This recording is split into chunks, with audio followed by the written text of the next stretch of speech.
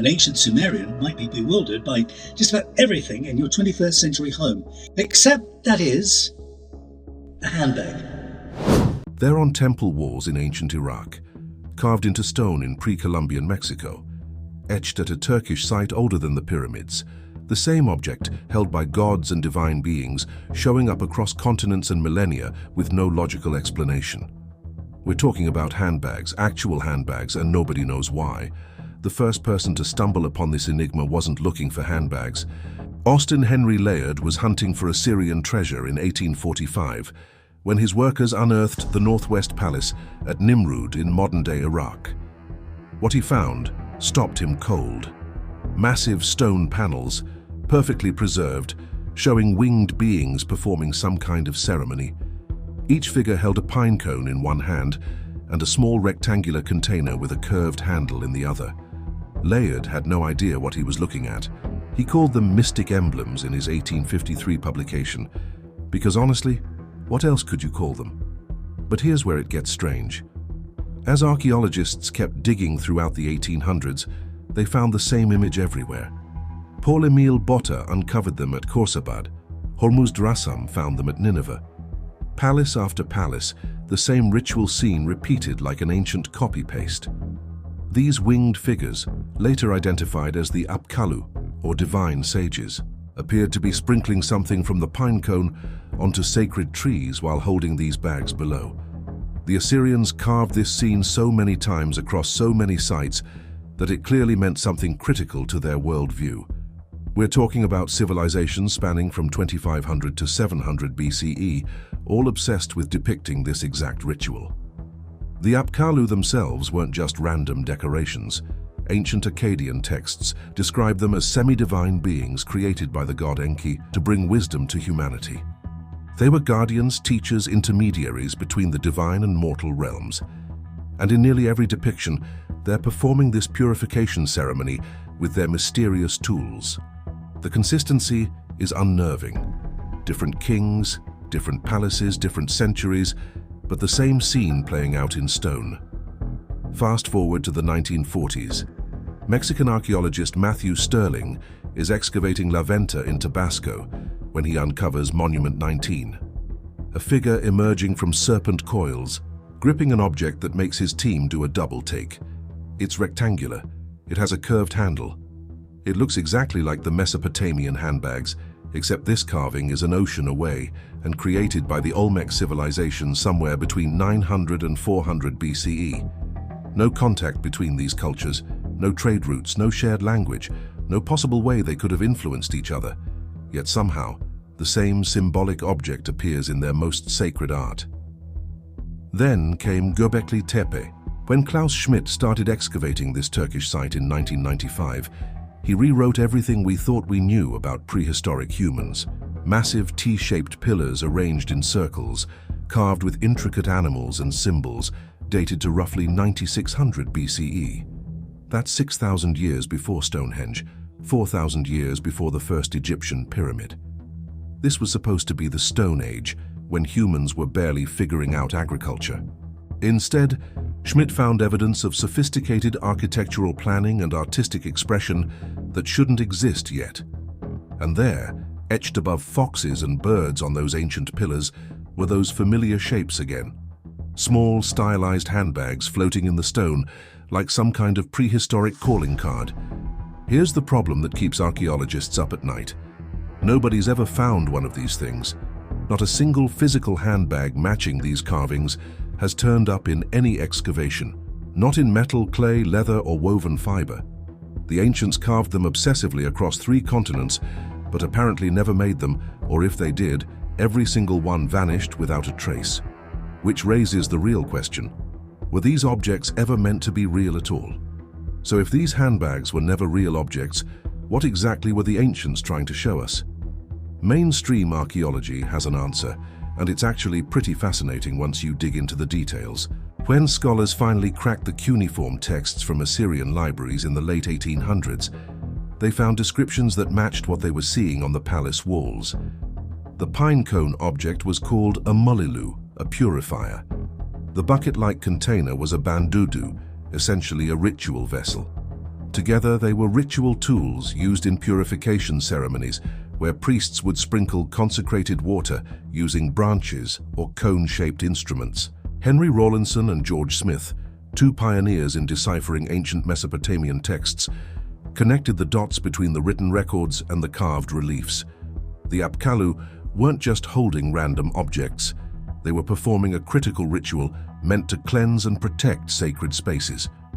Think of it like an ancient form of spiritual maintenance, keeping chaos and evil forces at bay through constant purification.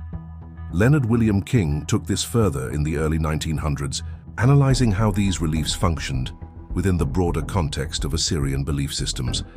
He proposed that the images themselves weren't just art, they were active protections. By carving these purification scenes into palace walls, the Assyrians believed they were creating a perpetual shield against malevolent spirits. The reliefs became frozen rituals, eternally performing their protective function. Reginald Campbell Thompson's 1904 study compared these images to incantation texts and came to a similar conclusion. The bandudu likely contained lustration water, blessed liquid used to purify both the king and his surroundings. This wasn't just symbolic theater. In the Mesopotamian worldview, cosmic order required constant maintenance. Without these purification rituals, both physical and visual, the world would descend into chaos. But here's what's interesting about the scholarly interpretation.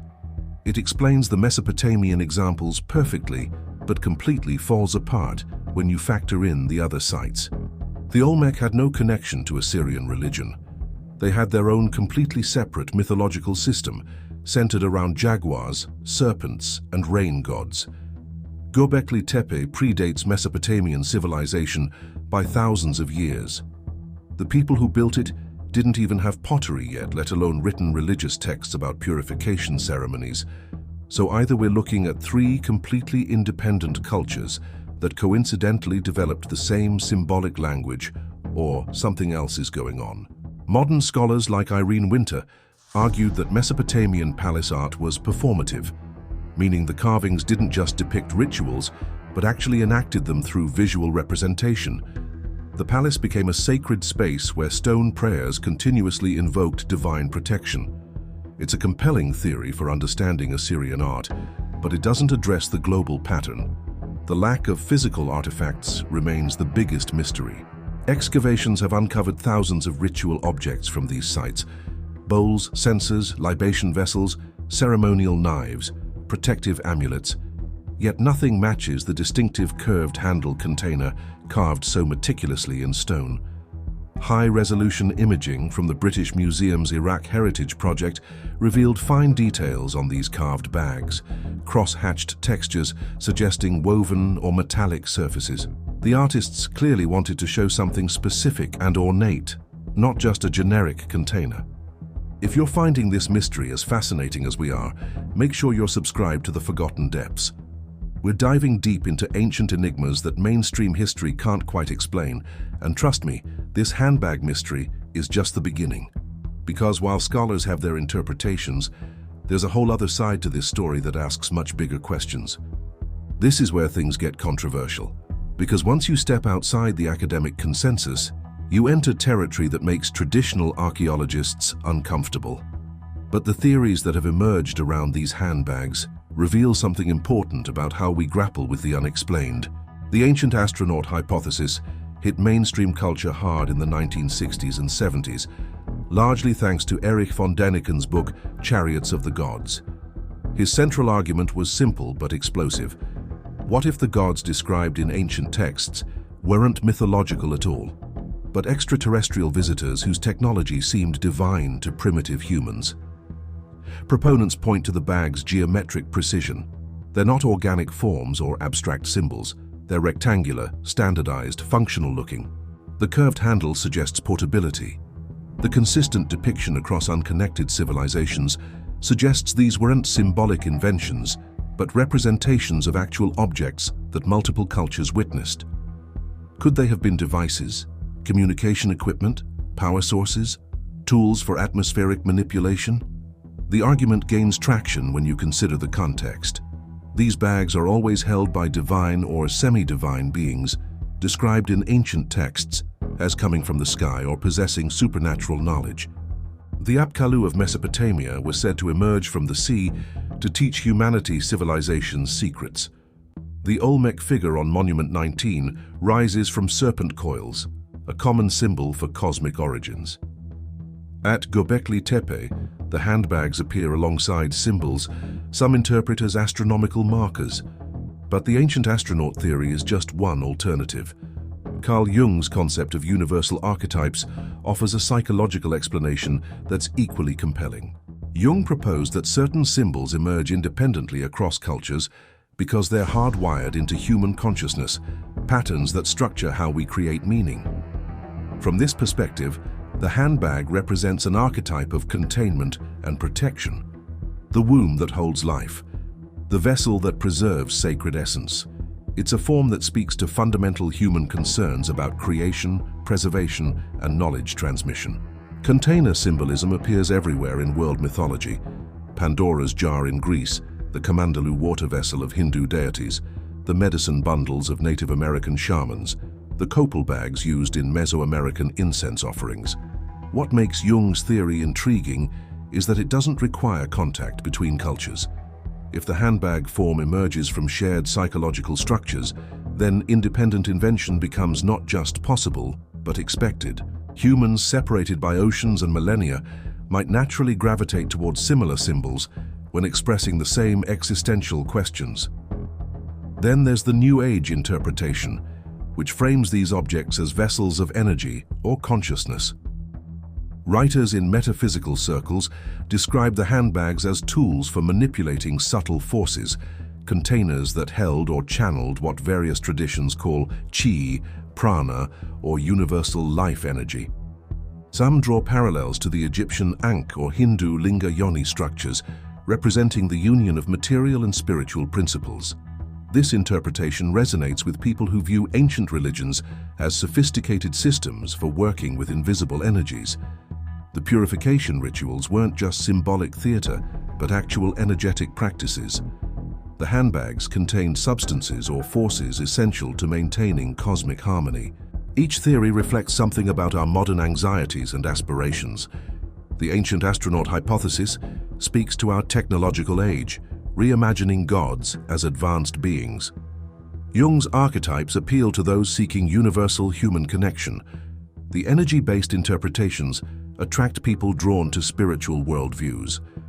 But there's one more theory that's gained serious traction in recent years, and it's the most unsettling of all. Graham Hancock and Andrew Collins didn't just propose another interpretation of the handbags. They suggested something that rewrites human history entirely, that these symbols might be remnants of an advanced civilization that existed before recorded history, wiped out by a global catastrophe around 12,000 years ago. Hancock's 2015 book Magicians of the Gods builds on this premise. He argues that Göbekli Tepe, with its sophisticated astronomical alignments and architectural complexity, couldn't have been built by hunter-gatherers fresh out of the Ice Age. Instead, it might represent the work of survivors from a lost civilization, people who possessed advanced knowledge of astronomy, engineering, and possibly much more. These survivors, according to Hancock, became the civilization bearers who traveled the world after the cataclysm, sharing their knowledge with emerging societies. The handbags in this scenario become symbols of that transmitted knowledge. Maybe they represented actual containers holding seeds, tools, or texts. Maybe they were metaphors for the wisdom itself, a visual shorthand for bearer of sacred knowledge. The fact that they appear at Göbekli Tepe, arguably humanity's oldest monumental site, then reappear thousands of years later in Mesopotamia and Mesoamerica, suggests a continuous tradition being passed down through the ages. The timing is what makes this theory compelling to many. Göbekli Tepe's construction coincides with the end of the Younger Dryas period, a dramatic climate event that saw temperatures plunge and then rapidly rise between roughly 12,800 and 11,600 years ago. Some researchers believe this period involved catastrophic events like asteroid impacts or massive flooding that could have destroyed coastal civilizations, erasing evidence of their existence beneath risen sea levels. If such a civilization existed and was destroyed, the survivors would have faced a world in ruins. Their technology and infrastructure gone, they would have been forced to integrate with less developed societies, passing along what knowledge they could. The handbag symbol might be their calling card, a deliberate marker left in stone to say, "We were here, and this is what we knew." Critics of this theory point out the lack of hard evidence. No artifacts clearly linking these disparate sites, no written records describing such a civilization, no genetic evidence of a widespread advanced population predating known history. Mainstream archaeology views the similarities as either coincidence or the result of universal human symbolic thinking, not evidence of direct contact or shared heritage. But supporters counter that absence of evidence isn't evidence of absence, especially when we're talking about events from over 10,000 years ago.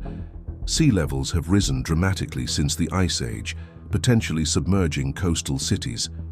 Organic materials decay, wood, cloth, and even some metals corrode beyond recognition given enough time. Stone monuments and carvings are among the few things that survive millennia intact. The handbag motif's appearance in the oldest known monumental architecture, then its re-emergence in later civilizations that independently developed writing, mathematics, and astronomy, creates a pattern that's hard to dismiss entirely. Whether it represents actual contact with survivor populations or the persistence of archetypal symbols through oral tradition remains hotly debated. What's undeniable is that these ancient cultures considered the handbag important enough to carve it repeatedly into their most sacred spaces.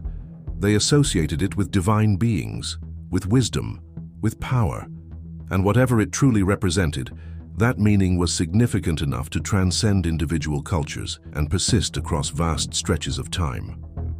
The question isn't just what the handbags were, it's what they meant to the people who created them, and why that meaning resonated so deeply. Step back from all the theories for a moment and consider what this mystery really reveals about us.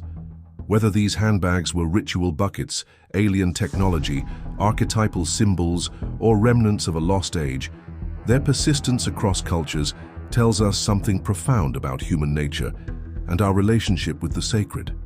Every ancient civilization we know of created container symbolism.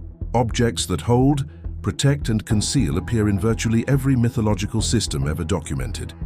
The Ark of the Covenant in Hebrew tradition, the Holy Grail in Christian mythology, the Bowl of Buddha. Across the world, across time, humans have been obsessed with the idea of vessels that contain something more precious than gold: knowledge, power, divine essence, the secrets of existence itself. The handbag motif fits perfectly into this pattern, but with one crucial difference. It's not described in myths or mentioned in texts. It simply appears, carved in stone, held by beings who bridge the gap between human and divine. That silence might be its most important feature. These aren't objects that needed explanation because their meaning was so fundamental, so universally understood, that words would have been redundant. Think about what a container represents at its core. It's about boundaries, about what's inside versus what's outside, about protection and preservation, about the power to carry something sacred from one place to another without contaminating it. In a world without modern storage, without refrigeration, without airtight seals, the ability to preserve and transport precious materials, whether seeds, medicines, or sacred oils, was genuinely magical. But containers also represent something deeper: the human mind itself. We are in essence vessels of consciousness, carrying thoughts, memories, and knowledge through time. The brain is the ultimate handbag, holding everything that makes us who we are. When ancient artists depicted divine beings carrying these containers, maybe they were illustrating a truth about consciousness and wisdom that transcends culture. The gods carry knowledge. They preserve it. They bring it to humanity. This psychological dimension explains why the symbol resonates so strongly even now. Thousands of years after the last handbag was carved, we're still obsessed with containers and what they might hold. Every mystery box, every locked vault, every secret archive in modern storytelling taps into this same primal curiosity. What's inside? What knowledge is being protected? Who decides who gets access? The digital age hasn't diminished this fascination. If anything, it's amplified it. The handbag images go viral on social media precisely because they trigger that ancient question. What are they hiding? Conspiracy theories flourish online, blending ancient astronauts with government cover-ups, suggesting that mainstream archaeology knows more than it admits. These modern myths are just new versions of old human impulses, the need to believe that hidden knowledge exists and that we might somehow access it. What makes the handbag mystery enduring isn't just the lack of answers. It's that the question itself touches something fundamental in how we think about wisdom, divinity, and human potential. These carved objects remind us that our ancestors, whether in ancient Iraq, prehistoric Turkey, or Olmec, Mexico, were asking the same questions we ask today. What is sacred? How is knowledge transmitted? What connects us to something greater than ourselves? The handbags of the gods aren't just archaeological curiosities. They're mirrors reflecting our deepest questions back at us across the millennia. And perhaps that's exactly what they were always meant to be. So where does this leave us? After examining the archaeological evidence, the scholarly interpretations, and the alternative theories, we're left with a mystery that refuses to be neatly solved. And maybe that's exactly how it should be. The mainstream explanation makes sense for Mesopotamia. Ritual purification, protective symbolism, visual representations of ceremonies that maintained cosmic order. The evidence supports it. The texts confirm it. For the Assyrian and Babylonian examples, the case is practically closed. But that explanation crumbles the moment you cross an ocean or jump back 6,000 years. The Olmec weren't performing Mesopotamian purification rites. The builders of Göbekli Tepe had never heard of the Apkallu. Yet there the handbags are, carved with unmistakable similarity. The alternative theories each offer something valuable, even if none can be definitively proven. The ancient astronaut hypothesis forces us to question our assumptions about technological progress and human history. Jung's archetypes remind us that human psychology might create patterns deeper than cultural transmission. The lost civilization theory challenges our timeline of human development. The energy-based interpretations connect ancient practices to concepts still explored in various spiritual traditions today. What's fascinating is that we may never know the complete truth. The people who carved these images left no instruction manual. They didn't write essays explaining their symbolism. They simply created, assuming their meaning was clear to anyone who mattered. And now, thousands of years later, we're left decoding messages from minds fundamentally different from our own, working with incomplete evidence and vast gaps in understanding. But here's what we do know. These symbols mattered immensely. You don't carve something into stone, into your most important religious and political monuments unless it carries profound significance. The effort required to create these reliefs was enormous. Stone carving is painstaking, permanent work. Every handbag we see represents hours of skilled labor, deliberate artistic choice, and cultural consensus that this image needed to be preserved. The objects appear in contexts of power and divinity without exception. Royal palaces, sacred temples, monumental ritual sites. They're held by gods, sages, priests, figures at the absolute pinnacle of spiritual authority. Whatever these handbags represented, they symbolized something essential about the relationship between human and divine, between knowledge and ignorance, between chaos and order. And perhaps the real lesson isn't about solving the mystery, but about embracing it. Ancient symbols don't have to surrender all their secrets to be valuable. They can remain partially opaque, inviting each generation to interpret them through new lenses. The handbags have survived conquest, empire collapse, language death, and religious transformation. They've outlasted the civilizations that created them. That persistence suggests a meaning flexible enough to transcend any single interpretation. We live in an age that demands answers, that expects every question to have a definitive solution waiting somewhere in a database. But the handbags of the gods remind us that some mysteries endure. They connect us to ancestors who looked at the same symbols and wondered. They link Layard in 1845 to Schmidt in 1995 to you watching this right now. Across centuries, across cultures, humans keep asking, what did they mean? What were they trying to tell us? Maybe the answer is simpler than we think. Maybe they were saying, Some things are worth preserving. Some knowledge is sacred. And the act of asking questions, of seeking meaning in symbols carved by hands, long turned to dust, is itself a kind of wisdom. If mysteries like this fascinate you, if you want to keep exploring the enigmas that mainstream history leaves unanswered, subscribe to The Forgotten Depths. The question is, are you ready to keep searching?